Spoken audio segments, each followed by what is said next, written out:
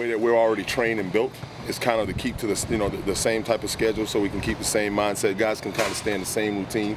Well, a lot of times I think what happens with bowl games, you start to change the routine up, and then you change it up too much, and guys are like kind of like all over the place with what time is what time is this, what time is that.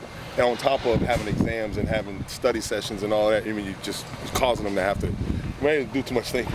So we keep things as normal as we can, so they know how to go through the week, and we've been fast and we've been efficient. And that's the whole key, I think, is to be efficient as you can, especially with this exam week. So is to do that for them, and then to give them a chance to kind of have some time for the weekend. We're going to take them away from Christmas, and we'll get them back in here Monday, and we'll do some activities, a lift and run and those type of things to get the blood flowing and all that before we get on the flight, and we'll go out and then go through another week routine. On Monday morning. Monday morning. Saying you'll do stuff. Mm-hmm. Okay. Mm-hmm. Larry, what's the number one thing you hope to get out of these couple of weeks here next week? Just see guys get better. We kind of went through and we diagnosed some of the, 1 to 2 to 3 things that each guy can really do to get better, whether he's a young guy or whether he's a senior.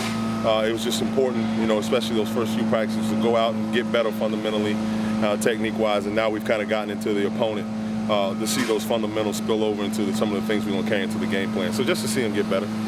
Larry, Mark mentioned that you guys had kind of like a red shirt scrimmage, like for guys. I'm curious from your perspective, who flashed in that scrimmage, any standouts that we might not know about? Those guys.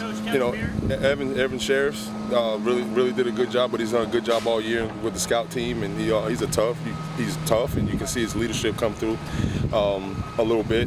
I think Darryl Langham at receiver has really done some nice things, and then of course you got a guy like Gerald Willis who's out there, and he gets a chance to go, and it's you see a difference right away with him on the field. So I think those are some of the guys that kind of really just jumped out at you. Some of those young offensive linemen, Bar Milo, Hayden Mahoney, those young kids that are starting to get really strong and really took advantage of their redshirt year, and you're starting to see them do some things from a fundamental standpoint that that's a plus for them, because they had that time to kind of grow and mature and get strong and kind of adjust and transition into playing college football at this level. So it's good to see those, especially those young offensive linemen, really come around and do some nice things. In this defense, is Willis working at a strong side end? Is that kind of his spot? I think he's been doing a little bit of both, playing inside as a D tackle and playing some in, because he's got that kind of versatility.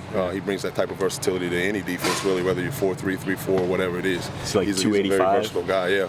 He's a versatile guy that can do a lot of different things. Cool. But you're always looking to the future with these kids, obviously, but how much does this bowl preparation really give you a chance to see what some young guys maybe can fight for at the end of the season? That's what you hope for, and when you give yourself an opportunity to have these practices, that's what you want to see, because now for those guys it turns over and it's right into spring ball, and in spring ball it's a new season. It's how we approach it and how you attack this thing. So it's good to see those guys making that progress towards taking those steps.